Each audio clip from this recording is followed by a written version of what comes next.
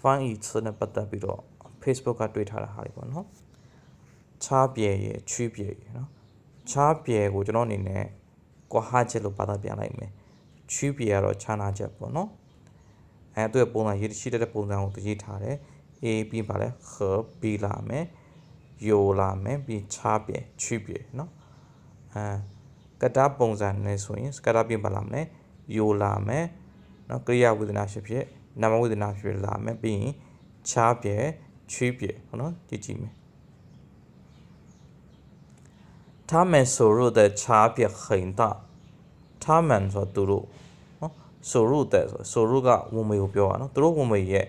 差别ကွာချက်က很大တအားကြီးမားတယ်ပေါ့နော်နောက်က区别老师解释了因为和所以的区别နော်ဆရာက解释了ရှင်းပြခဲ့တဲ့ဘာကိုရှင်းပြခဲ့လဲ因为